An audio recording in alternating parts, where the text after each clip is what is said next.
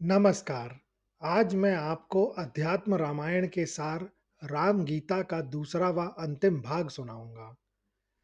श्री राम लक्ष्मण को उपदेश देना जारी रखते हुए कहते हैं, हे लक्ष्मण, जैसे एक योद्धा रणभूमि में अपने शत्रुओं को परास्त करता है, वैसे ही मुमुक्षु को विवेक रूपी शस्त्र से अपनी बलवान इंद्रियों को विषयों की ओर जाने से रोकना चाहिए।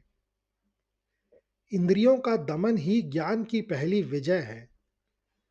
साधक को चाहिए कि वह किसी एकांत, पवित्र और कोलाहल रहित स्थान पर कुशा अर्थात घास, मृगछाला या वस्त्र बिछाकर सुखद आसन पर बैठे।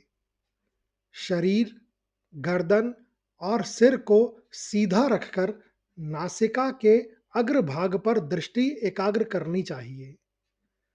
बैठकर प्राणायाम के द्वारा प्राण और अपान वायु की गति को नियंत्रित करना चाहिए। जब श्वास शांत और लयबद्ध हो जाती है, तो मन स्वतः ही स्थिर होने लगता है।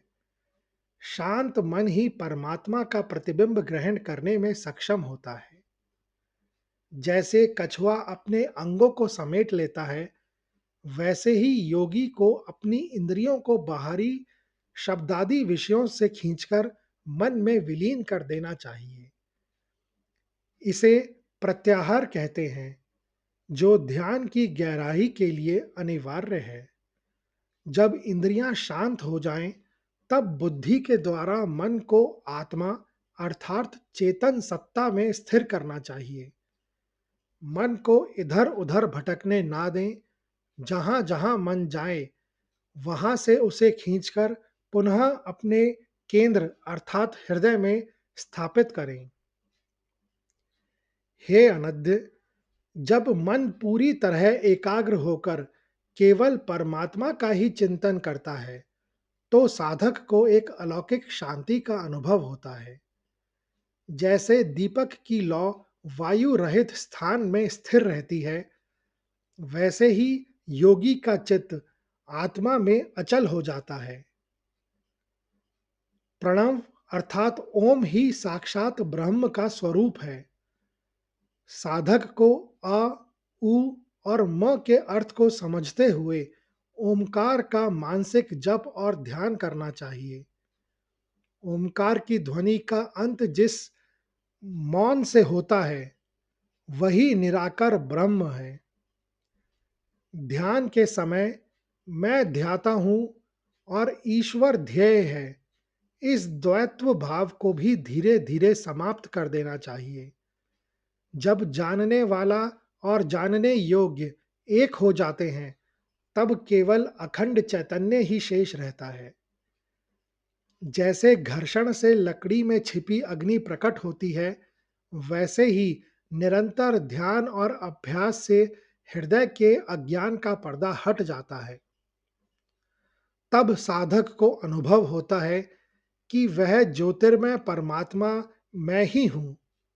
इस अवस्था में पहुंचकर साधक को वह परमानंद प्राप्त होता है, जिसकी तुलना संसार के किसी भी सुख से नहीं की जा सकती।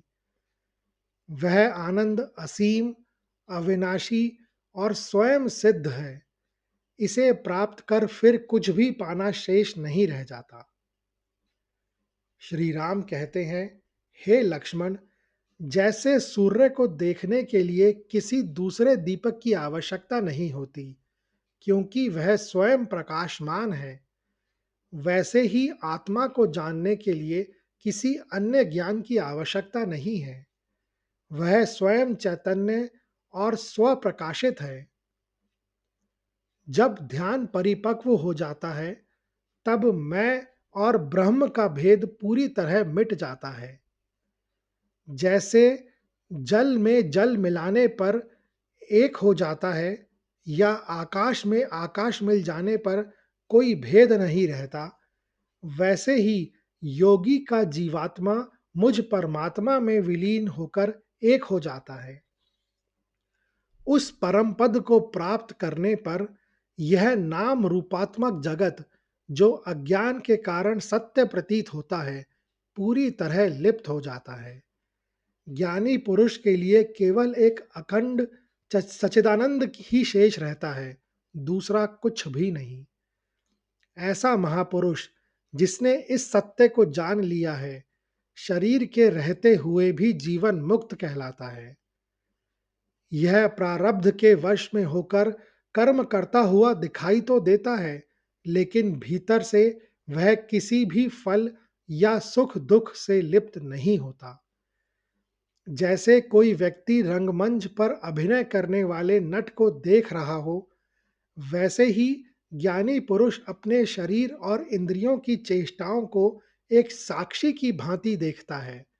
वह जानता है कि करने वाली प्रकृति है, आत्मा तो अकर्ता है।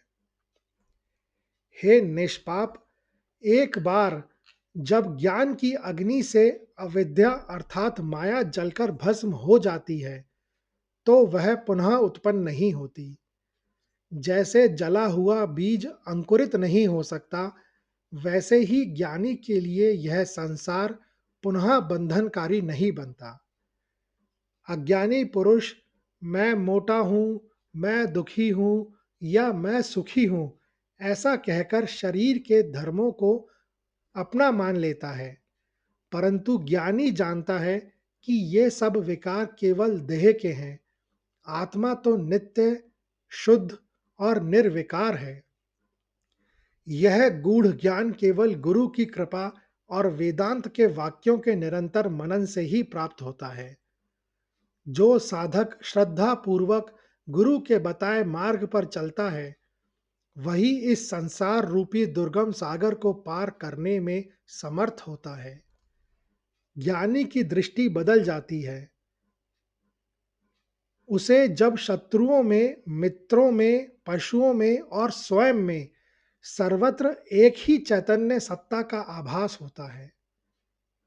उसकी समदृष्टि ही उसके ज्ञान की सबसे बड़ी पहचान है। हे लक्ष्मण, इस स्थिति में पहुंचने पर मन की सारी वासनाएं और संकल्प विकल्प शांत हो जाते हैं। साधक उस परम शांति का अनुभव करता है जो वाणी और बुद्धि से परे है। यही जीवन का वास्तविक लक्ष्य है। श्री राम कहते हैं, हे लक्ष्मण, जैसे सूर्य के उदय होने पर ओस की बूंदें विलीन हो जाती हैं, वैसे ही आत्मज्ञान के प्रकाश में हृदय की समस्त वासनाएं और संशय समूल नष्ट हो जाते हैं। तब साधक के मन में मैं और मेरा का कोई स्थान नहीं रहता। ज्ञानी पुरुष का शरीर प्रारब्ध अर्थात पिछले जन्म के संस्कारों के कारण चलता रहता है, लेकिन वह स्वयं को उसका कर्ता नहीं मानता। जैसे कुम्हार का चाक डंडा हटा लेने के बाद भी कुछ देर तक घूमता रहता है, वैसे ही ज्ञानी का शरीर कर्म करता दिखता है, पर वह बंधन मुक्त होता है।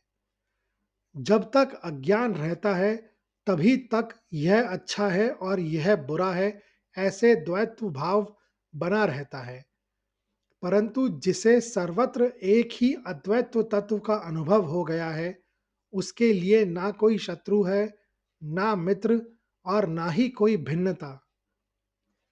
हे निष्पाप, जो निरंतर मेरी भक्ति में लीन रहता है और इस आत्मविद्या का चिंतन करता है, मैं स्वयं उसके योगक्षेम का वहन करता हूँ।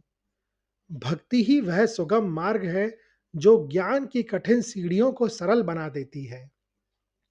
ऐसा ज्ञानी पुरुष संसार में विचरता हुआ भी किसी का अपमान नहीं करता, किसी से द्वेष नहीं करता और सदैव शांत चित्त रहता है। उसका मौन ही उसका सबसे बड़ा उपदेश होता है और उसकी उपस्थिति मात्र से वातावरण पवित्र हो जाता है। जैसे अग्नि बुझ जाने पर कोयला शांत हो जाता है, वैसे ही ज्ञान प्राप्त होने पर इंद्रियां विषयों की ओर भागना बंद कर देती हैं। साधक अपनी आत्मा में ही तृप्त रहता है, उसे बाहरी सुखों की आवश्यकता नहीं होती। जो मनुष्य एकाग्रचित होकर मेरे द्वारा कहे गए इस राम गीता के उपदेश को सुनता है या पढ़ता है, वह घोर पापों से मुक्त हो जाता है।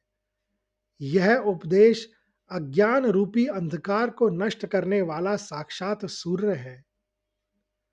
अतः हे लक्ष्मण, तुम निरंतर इस ज्ञान का मनन करो। इसे केवल एक बार सुनना पर्याप्त नहीं है, इसे अपने जीवन में उतारना और बार-बार इसका चिंतन करना ही वास्तविक साधना है। यहाँ ग्रंथकार वर्णन करते हैं, भगवान श्री राम के इन अमृतमयी वचनों को सुनकर लक्ष्मण का सारा मोह भंग हो गया। उनका हृदय आनंद से भर गया और उनकी आंखों से प्रेम अश्रुओं की धारा बहने लगी। लक्ष्मण ने गदगद कंठ से कहा, हे प्रभु, आपकी कृपा से मेरा अज्ञान नष्ट हो गया है। अब मुझे सत्य का साक्षात्कार हो गया है। मैं आपके चरणों का दास हूँ, आप जैसा आदेश देंगे मैं वैसा ही करूँगा। भगवान श्री राम के इस परम गोपनीय और श्रेष्ठ उपदेश को सुनकर लक्ष्मण का अज्ञानी रूपी अंधकार पूरी तरह विलीन हो गया। जैसे सूर्य के उदय होने पर घोर अंधकार का नामो निशान नहीं रहता, वैसे ही लक्ष्मण के हृदय में स्थित देह अभिमान और संसार भ्रम सदा के लिए समाप्त हो गए। वे आत्म साक्षात्कार के आनंद में निमग्न हो गए। जो कोई भी मनुष्य परम श्रद्धा के साथ श्री राम के द्वारा कहे गए इस राम गीता के पावन उपदेश का श्रवण, पठन या मनन करता है, वह संसार के सभी बंधनों और पाप से मुक्त होकर साक्षात विष्णु पद अर्थात परम पद को प्राप्त करता है। इसमें तनिक भी संदेह नहीं कि यह ज्ञान अमृत के समान है, जो जन्म मृत्यु के चक्र को समाप्त कर देता है। यह उपदेश हमें सिखाता है कि भक्ति के बिना ज्ञान सूखा है और ज्ञान के बिना भक्ति अधूरी है। जब दोनों का मिलन होता है, तभी राम अर्थात आनंद का अनुभव होता है। यह पूर्ण उपदेश सुनने के लिए धन्यवाद।